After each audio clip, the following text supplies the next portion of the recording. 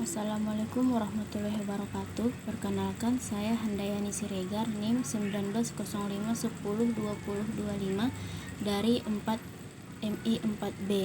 Di sini saya akan memenuhi tugas ujian akhir semester etika profesi, di mana moral adalah yang mengatur cara berinteraksi atau perbuatan, perilaku, dan ucapan antar sesama manusia. Etika adalah nilai dan norma moral yang menjadi suatu acuan bagi masyarakat, baik secara individu atau kelompok, dalam mengatur semua tingkah lakunya.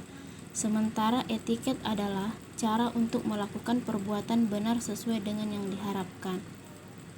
Yang kedua adalah contoh akun konten yang ilegal, yaitu akun WhatsApp mengatasnamakan Bupati Sinjai diketahui mengirim pesan kepada sejumlah orang dengan iming-iming akan memberikan bantuan. Yang kedua, kasus video asusila mirip Gisel, yang dimana kita telah mengetahui video yang telah beredar ini. Yang ketiga, konten memiliki 2 akun yang mengaku sebagai wali kota Jakarta, yaitu Bapak Ali Maulana Hakim. Dan yang keempat, seputar COVID-19 tembus 600 melalui dari Gibran hingga Bansos. Dan yang terakhir, konten tiruan dibentuk dengan cara memanfaatkan informasi asli seperti gambar, pernyataan resmi, atau statistik, akan tetapi diedit sedemikian rupa sehingga tidak memiliki hubungan dengan konten aslinya.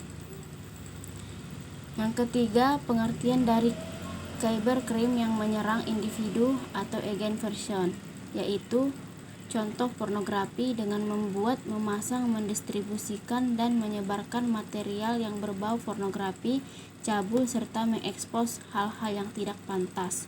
Yang kedua, cybercrime menyerang hak milik, yaitu contohnya kejahatan jenis ini misalnya pengaksesan komputer secara tidak sah melalui dunia siber, pemilikan informasi elektronik secara tidak sah, atau pencurian informasi carding, data forgery, dan segala kegiatan yang bersifat merugikan hak milik orang lain.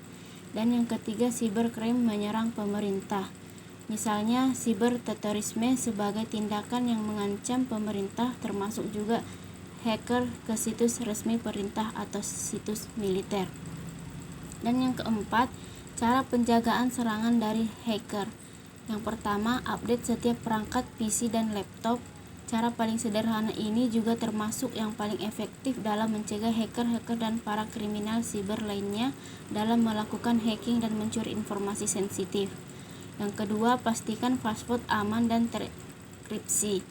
Banyak situs online yang akan menyimpan informasi pribadi kita, email kita, berbasis situs sosial media, situs-situs toko online yang mungkin meminta kita untuk mendaftar sebagai membernya. Dan yang ketiga, install antivirus. Software antivirus digunakan untuk mencegah, mendeteksi, dan menghilangkan berbagai malware seperti virus komputer, hackers, dialers, fraudsters, adware, dan spyware. Dan soal yang kelima, apa yang dimaksud dengan cyberspace? Cyberspace adalah media elektronik dalam jaringan komputer yang banyak dipakai untuk keperluan komunikasi satu arah maupun timbal balik secara online atau terhubung langsung. Sedangkan malware adalah perangkat lunak yang dibuat dengan tujuan memasuki dan terkadang merusak sistem komputer, jaringan, atau server tanpa diketahui oleh pemiliknya. Sementara sibersabotage adalah kejahatan yang dilakukan dengan menggunakan gangguan, perusakan, atau penghancuran terhadap suatu data, program komputer, atau sistem jaringan komputer yang terhubung dengan internet. Biasanya, kejahatan ini dilakukan dengan menyusupkan suatu logic bom dan virus komputer. Di mana extortion yaitu agak sama seperti sibersabotage, cuman program komputer atau sistem jaringan komputer tidak dapat digunakan, tidak berjalan sebagaimana mestinya, atau berjalan sebagai yang dikehendaki oleh pelaku. Dan money laundering atau pencurian uang adalah suatu tindakan kejahatan berupa penggelapan ataupun menyamarkan dana aset yang memegang bukan menjadi hak dan dilakukan oleh pihak yang tidak bertanggung jawab. Setelah itu kita beralih kepada soal ke-6, yaitu pekerjaan yang ada di bidang IT. Pekerjaan yang ada di bidang IT yaitu seorang software developer staff IT yang bertugas untuk melakukan riset, mendesain, mengimplementasikan hingga menguji software dan sistem. Yang kedua, database administrator bertugas untuk mendesain, memelihara, dan memperbaiki database organisasi. Mereka juga bertugas untuk membuat susunan tertentu supaya pengguna data mudah untuk mengaksesnya. Yang ketiga yaitu sistem analis merupakan seorang penengah antara orang bisnis dan tim IT. Seorang sistem analisis akan mendefinisikan kebutuhan user dan menyusun solusi untuk meningkatkan efisiensi dan produktivitas. Dan yang keempat, web developer adalah orang yang mempelajari bahasa, namun bukan bahasa manusia, melainkan bahasa pemrograman. Bukan berarti mereka tidak bisa berbahasa manusia, hanya saja itu merupakan keharusan mereka sebagai web developer untuk bisa membuat aplikasi pada web. Pada umumnya, seorang web developer memiliki waktu kerja yang fleksibel. Dan soal yang ketujuh yaitu syarat-syarat pekerjaan yang dianggap sebagai profesi. Syarat pertama harus memiliki pengetahuan khusus di suatu bidang ilmu tertentu, melibatkan berbagai kegiatan intelektual, membutuhkan adanya suatu persiapan tertentu yang cukup dalam, jadi bukan hanya sekedar latihan saja.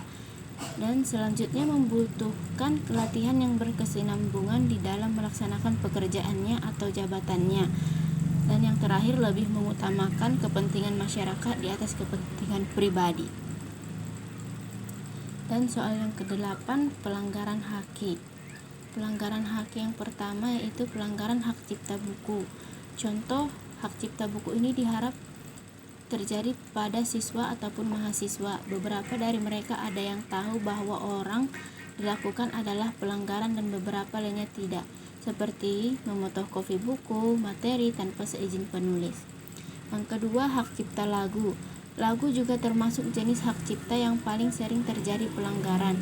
Untuk kasus contoh hak cipta lagu biasanya adalah menyanyikan atau menggunakan karya orang lain dengan tujuan komersial, baik di platform digital seperti YouTube atau konser yang dilakukan tanpa seizin. Dan yang ketiga, pembajakan software CD merupakan contoh pelanggaran hak cipta yang kerap terjadi dan marak terjadi. Pembajakan dinilai sebagai sebuah pelanggaran yang serius. Salah satunya adalah memperbanyak karya cipta seperti lagu film tanpa izin memiliki hak cipta.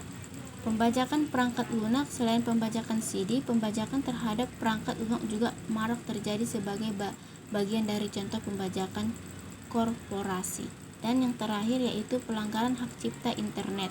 Internet merupakan tempat di mana kita bisa mendapatkan segala jenis informasi.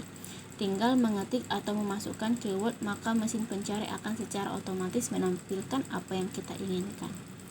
Dan yang ke-9, bagaimana cara memutuskan pekerjaan yang akan diterima di antara banyak pilihan pekerjaan? Setelah membahas tentang kode etik, saya memutuskan memilih dan mendalami pekerjaan yang akan memotivasi saya untuk lebih bersemangat dan mampu dalam bidang teknologi ini, supaya saya mendapat hasil dari apa yang sudah saya kerjakan.